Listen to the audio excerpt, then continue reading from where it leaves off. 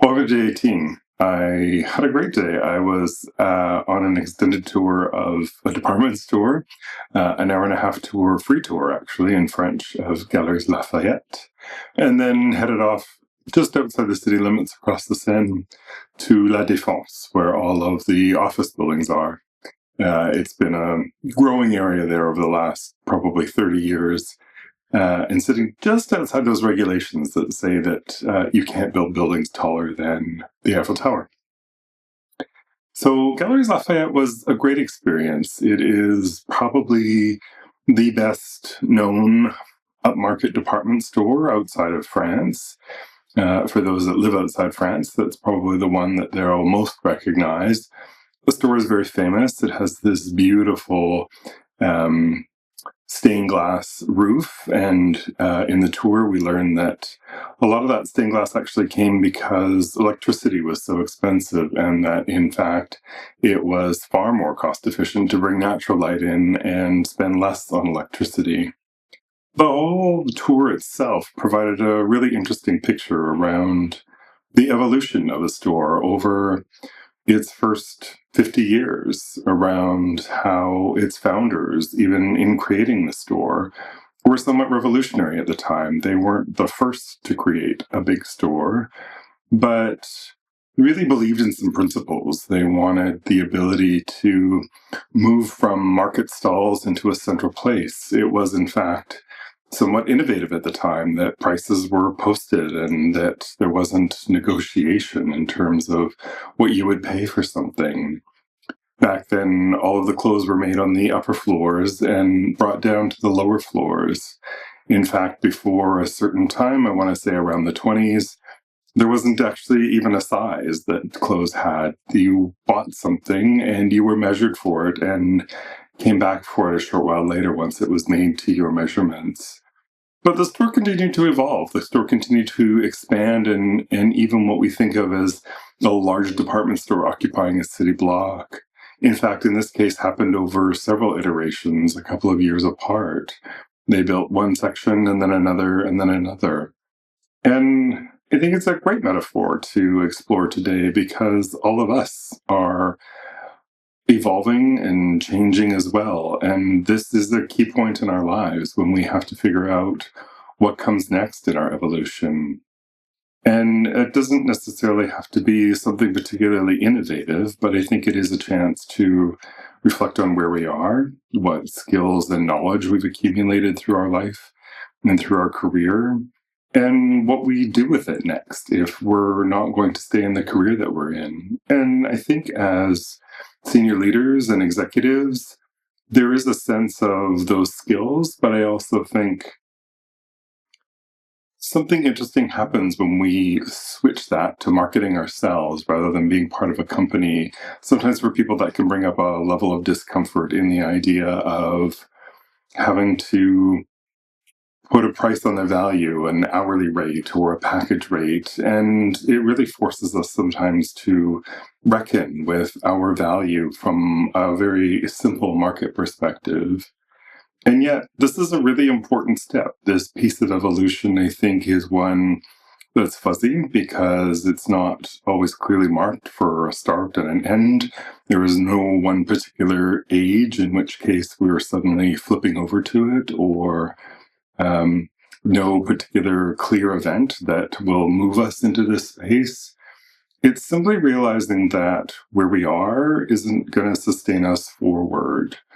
In the job that I had, I could have worked another 10 or 15 years, but some part of me knew that that simply wasn't possible, that my soul would have died in the process, and I needed something different. And I often think in these evolutionary processes, the messages come first, and it's not that unusual to put them away or to distract ourselves from them or simply choose not to deal with them because they do feel disruptive. And this is the double-edged sword of evolution. We can come out into a new place. We can have that life that is far more meaningful for us, that is sort of more of that life worth living.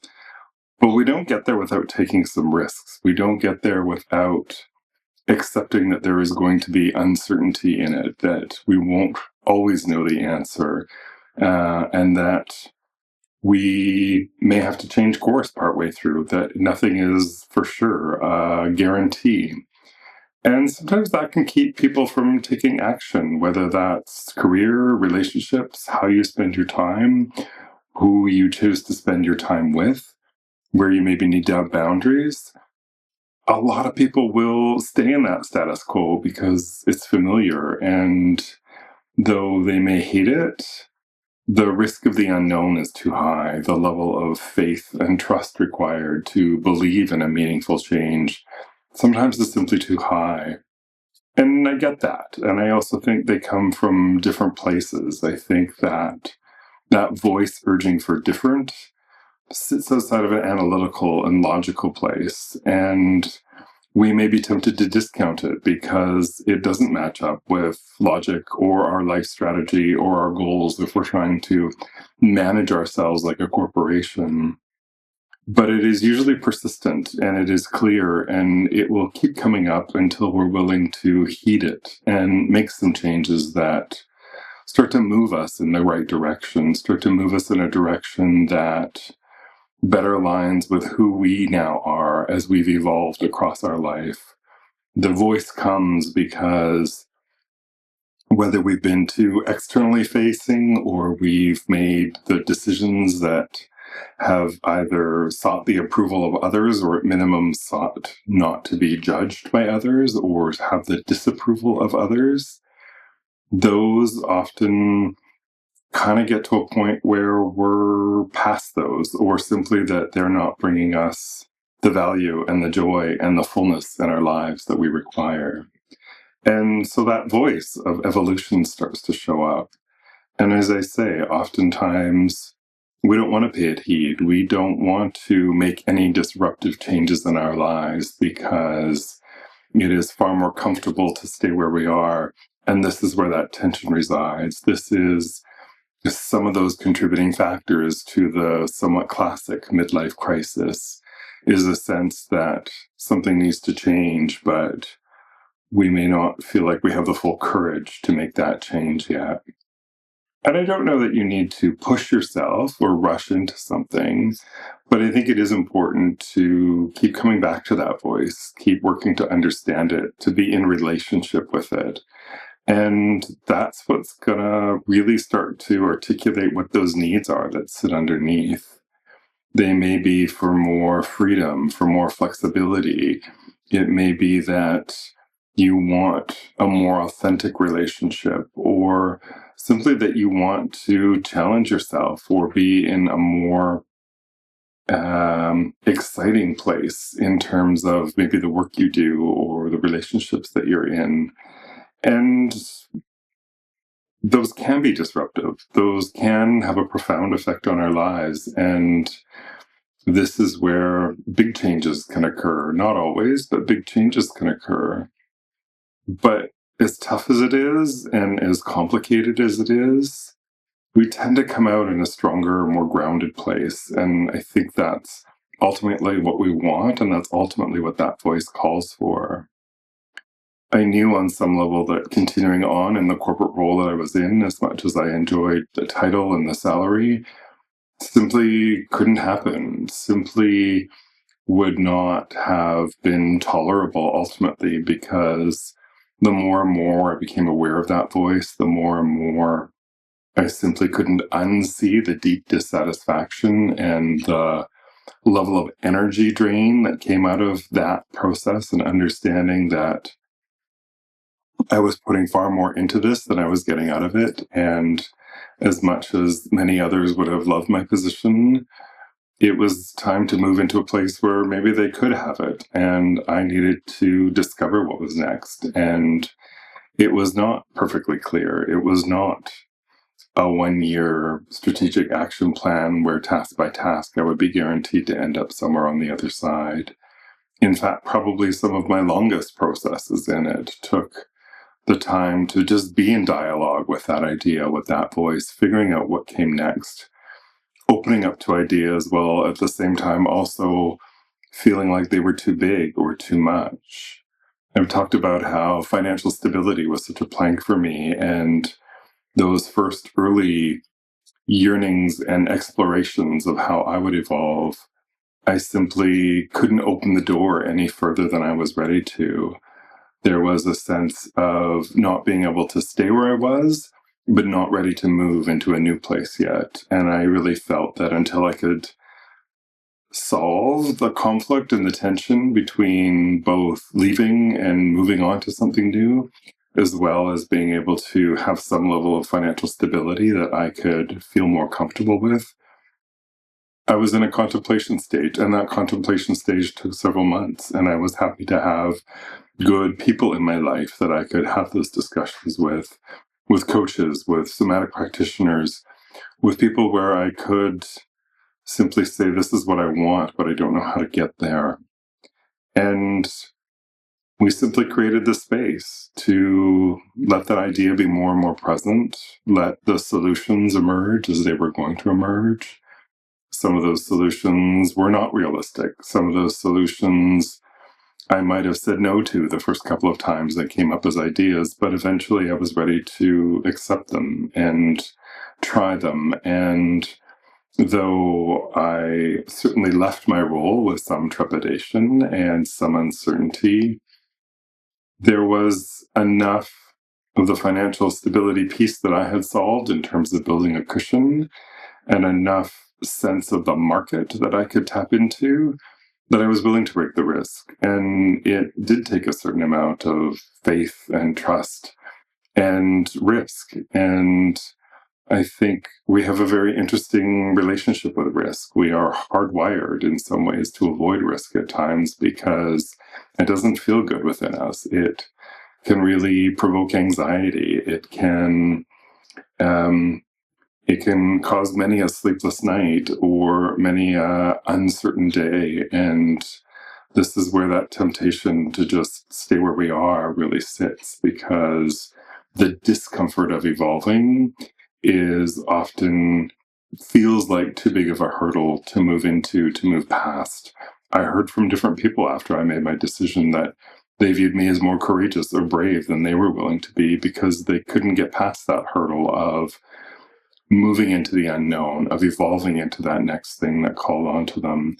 And I think what I came to realize was I was more worried about being bitter and jaded and really resenting my employer or my life in different ways, that I had to take the risk. I had to forge out. I had to move into an unknown space. And I would say, with the hindsight that I have now, I would do it all again. I would do it earlier. I think one of the things that I've been able to see over and over is just how big the world is, on not only in terms of travel and a massive city like here in Paris, where the number of people and ideas and ability to make money is massive, but just across the entire world, all sorts of different people and opportunities. And we are incredibly fortunate to live in the time that we do because the markets really are global at this moment. You have to remember that you may not need thousands of clients for what you do. You may need just a few. And if your denominator is getting bigger and bigger across global markets, across billions of people around the world, then those small 1% of the market or 0.5% of the market is actually bigger than you might realize. And so that's a little bit of perhaps analytical advice. I think there is a way to find your way through combining both. I think giving that space to that voice, recognizing that there is validity to that voice, recognizing that though that voice may come from a more logical, analytical part of ourselves, or sorry, that voice comes from less of an analytical or logical part of ourselves, that it's still valid, that it has just as much importance as the strategic part of our lives. And I think it is the dance and the interplay between those two around, this is where I want to go. What are the different ways I can get there? What are the strategies that are going to get me there? But probably more and more, like strategic planning in any organization these days, our ability to see horizons, to see out into the future, gets shorter and shorter. And so we may have to imagine multiple future scenarios. We may have to have a plan B and a plan C and a plan D. And we also have to be not afraid to fail, because I think the more quickly we can move through those cycles, the more quickly we can land on what is going to work. And that's all part and parcel of this work. That is part and parcel of the evolution, is being able to figure out what we need. And this is a space where there are no definitive answers often, because what we need happens at a more soul level. As new age as that can sound, I firmly believe in it. And I think understanding the somatic intelligence within us, whether that's gut instinct or a bigger sense of the right decision of what aligns to who you are and what makes your life worth living, has to be given a weight that is equal to some of the analytical pieces. I think we use that somatic intelligence to understand if we're heading in the right direction, and use our strategic analytical intelligence that we're so good at to figure out some of the logistics around it. We may know the kind of work we want to do, if that's consulting or mentoring or coaching or nonprofit, or even just spending more time with family. And then we use those skills to think about what it is our unique experience has prepared us for, and where we are going to evolve to next, where we are going to move to next. So I invite you to continue to think about these things. I invite you to create space for that voice and at least acknowledge its presence. You may not want to take action related to it yet, but give it some space to be there. Let yourself know that it comes from an important place. And I think our role is to simply start to listen to it, start to understand it, and then find that interplay between the strategic and the soul. And I think both of those working together is what's going to set you on the right path for your next evolution. Thank you so much for watching, and we'll see you for the next one.